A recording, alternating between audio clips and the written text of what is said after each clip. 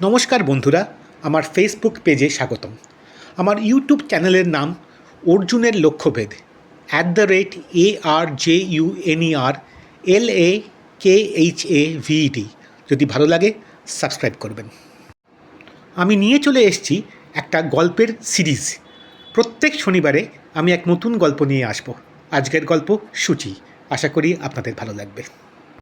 সূচি chapter 1, bus stand. কী দেখছিস রে অমন করে? আমি চমকে ফিরে তাকালাম। মা বলল, কী হলো? ওরমভাবে চেয়ে আছিস কেন? না মানে কিছু না। বলি না তো, ওই মেয়েটাকে। কোন মেয়েটা? বিয়ে ঠিক ঠাউর করতে পারল না মা। ওই যে বাস স্ট্যান্ডে দাঁড়িয়ে আছে বেগুনি শাড়ি পরে, বেশ দেখতে তাই না? আমার কিন্তু ওকে বেজায় ভালো লেগে গেছে।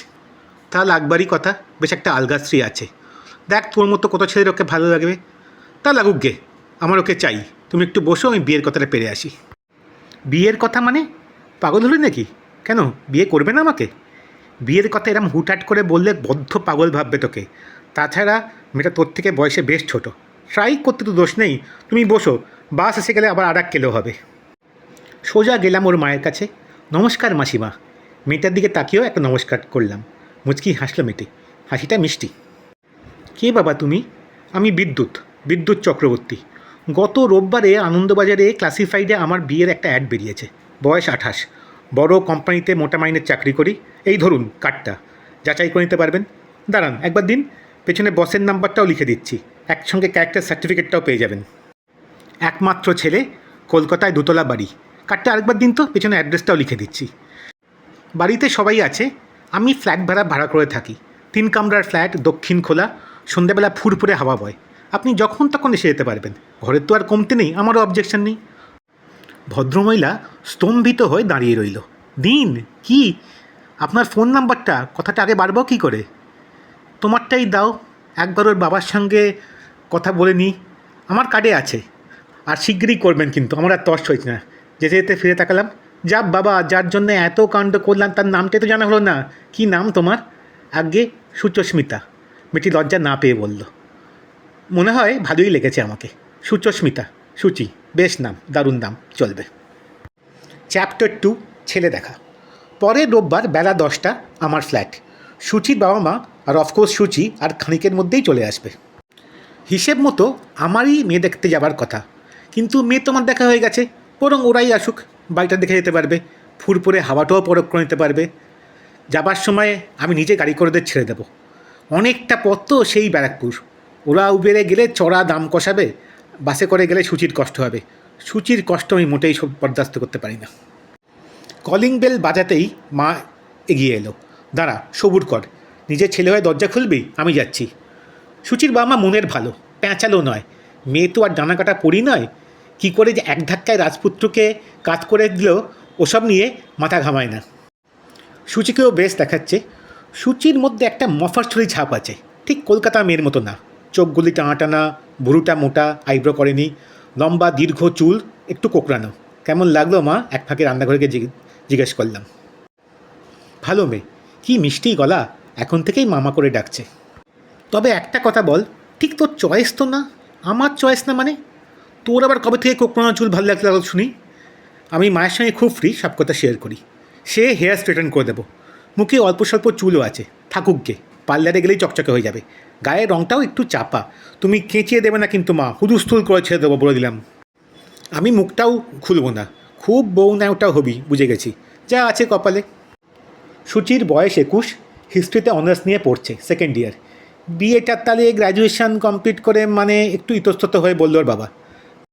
এত ভালো পাত্র তোর কপালে জুটবে না, তা ওরা ভালো করেই জানেন।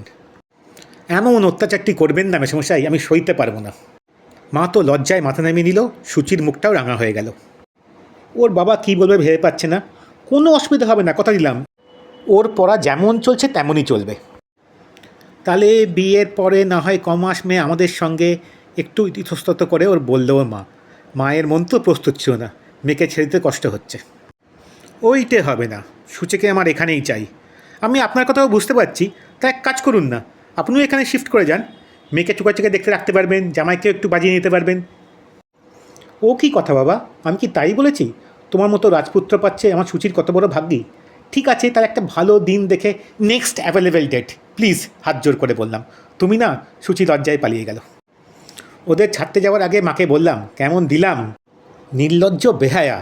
আর এত খুশি আবার কিছু নেই, এরকম মেয়েদের অনেক দাদা থাকে। মা রাজি হলে হবে, মেয়ে রাজি কিনা জিজ্ঞেস করেছিস? রাজি বলেই তো মনে হলো। ঠিক আছে, দেখছি। চ্যাপ্টার 3, দাদার কীর্তি। তোমার দাদা আছে? ফোনে কথা বলতে বলতে এক ফাঁকে জিজ্ঞেস করলাম। আমি এক মেয়ে, তবে এই খবরে লাভ নেই। যদি প্রপার্টিতে আশা করো তবে কচুর মাথা। ভাড়া বাড়ি, বাবার সম্বল বলতে পিএফ, গ্র্যাচুইটি, এলআইসি। তা বিয়েতে অনেকটা বেরিয়ে যাবে। তোমরা তো বড় বাড়ি, একটা সামঞ্জস্য রাখতে হবে না? আরে ওই দাদা নয়, পাড়াতুতো দাদা। পারোর যেমন দেবদা, ওই টাইপের দাদা আছে কি? সূচি চুপ করে রইল। নির্ভাবনায় বলতে পারো। ওর সঙ্গে তুমি 225 বার শুলো, আমি এই বিয়ে ভাঙবো না।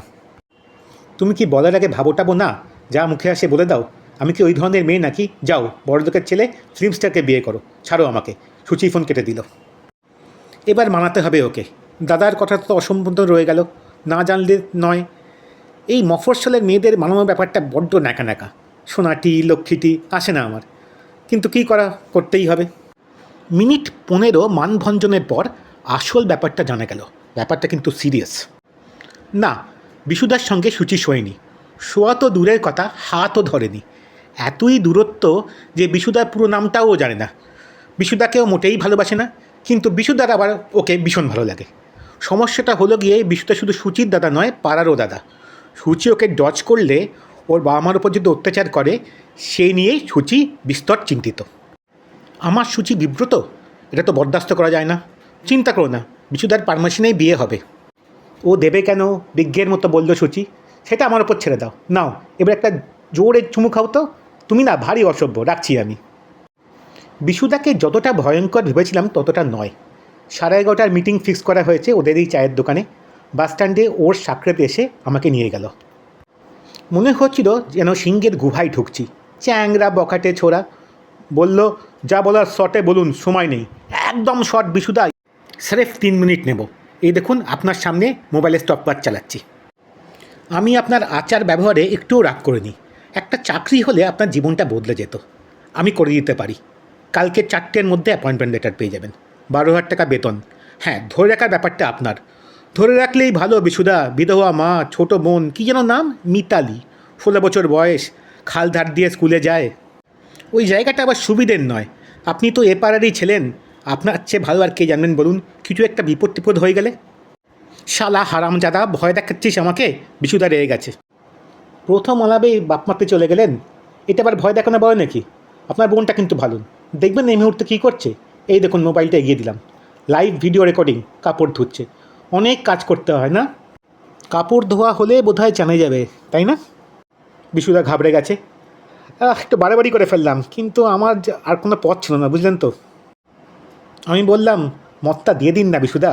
সূচি আবার আপনাকে খুব মাননি করে, বলেছে বিশুদা না বলে বিয়ে করবই না। ভেবে বলবো, ভাবুন। ততক্ষণ আমি এক কাপ চা খেয়ে নিই। বেড়ে বানিয়েছে, ভালো চা। ভাঁটটা টেবিলে নামিয়ে রেখে বললাম, কি ভাবলেন? ঠিক আছে, করুককে। ফোনে বলে দিন ওকে, অপেক্ষা করছে। আমার নম্বর নেই। এই প্রেম করলেন? ছ্যা ছ্যা, দিন আমি ধরে দিচ্ছি। সূচি নাও, তোমার বিশুদার কথা বলবে। সূচি বিশ্বাস করতে পারছে না যে কী হচ্ছে। সুচস্মিতা, বিয়ে করে নাও ওকে, ছেলেটা ভালো। ওটা বললাম, থ্যাঙ্কস বিশুদা। 2 minute 47 second. সময় নষ্ট করিনি, বলতে পারবেন না। আর কালকে এসে অ্যাপয়েন্টমেন্ট লেটারটা নিয়ে যাবেন, দেখবেন জীবনটা পাল্টে যাবে। চ্যাপ্টার 4, মুখোমুখি। আজ সূচি প্রথমবার আমাদের বাড়িতে আসবে একা। বিয়ে ঠিক হয়ে গেছে, মোটা চেন দিয়ে পাকা কথাও হয়ে গেছে। একটু আধটু মিশতে না দিয়ে চলে। সূচি বাইরে দেখা করার কথা বলছিল, আমি বাড়িতে আসতে ইনসিস্ট করলাম। দরজা খুলেই বুঝতে পারলাম ভয় ভয় আছে, মুখ কাঁচুমাচু। ঘরে এসে বলল, আমি কিন্তু বেশি কিছু করতে পারবো না, আমার লজ্জা করবে। তুমি বসো আগে। এসি চালিয়ে ঠান্ডা কোল্ড ড্রিঙ্কস এনে দিলাম। ভয়ে আস্তে আস্তে কাটছে। একটু হেসে বলল, যা আরম্ভ করেছো মাসখানেক ধরে। ঠাকুর দেবতা স্মরণ করতে করতে আসছিলাম, ভাবলাম দরজা খোলা মাত্রই হিংস্র নেকড়ের মতো খুবলে নেবে। ভুল বুঝছো, আমি ওরকম নয়।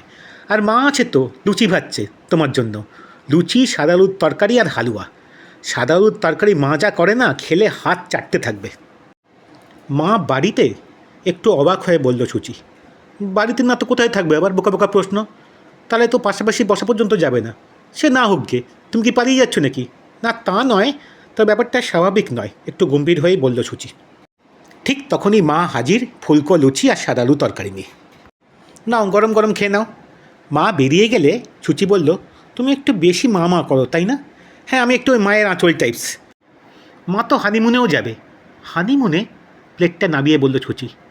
বারে বিধবা মা, আমরা গিয়ে মৎসব করব আর মা একা একা পড়ে থাকবে? মায়ের বুদ্ধি শখ আহ্লাদ নেই? তুমি চিন্তা করো না, সব কিছু আলাদা, তোমার কোনো অসুবিধাই হবে না। সুচি গম্ভীর, তুমি রাগ করো না লক্ষ্মীটি, এই একটি ব্যাপারে একটু মানিয়ে নিও, তোমার পোশাক গোলাম হয়ে থাকবো, কথা দিলাম। আমি আজ উঠি। সুচি কথা থামিয়ে বলল, কি হলো? এখন তো অনেক সময় বাকি, কি হবে বসে? তা তো হবে না, 4 ঘন্টার পারমিশন পেয়েছি, তার আগে ছাড়বো না।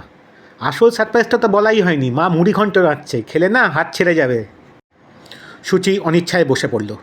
সুচির একটু অস্বস্তি হচ্ছে, হওয়াটাই স্বাভাবিক, সময়ের সঙ্গে অভ্যেস হয়ে যাবে। আমি ওকে খুব খুশি করে রাখবো সারা জীবন। ও যে আমার মাকে ফিরিয়ে দিয়েছে। 2 বছর আগে মা যখন মারা গেল, সেই থেকে আমার কি কষ্ট কী করে বোঝাবো। মনে হয় আমার সারাদিন কেউ বুকে হাতুড়ি পিটছে। সেদিন সুচির দিকে চোখ পড়া মাত্রই মা সেই আগের মতো আমাকে দেখে উঠল। আমি চমকে ঘুরে তাকালাম, জলজান্ত আমার সামনে এসে হাজির। যেই সুচি চলে গেল, মাও ভ্যানিশ। সুচি থাকলে মা থাকে, না থাকলে থাকে না। এটা কি করে ঘটে আমি জানি না, জানতে চাইও না। ঘটছে, এটাই যথেষ্ট। সুচিকে আমি কোনোদিন চোখের আড়ালে করব না, মাকে যে আমি বড্ড ভালোবাসি। সমাপ্ত। আশা করি গল্পটা আপনাদের ভালো লেগেছে। এরম আরও গল্পের জন্য প্রত্যেক শনিবার ফিরে আসবেন। ধন্যবাদ।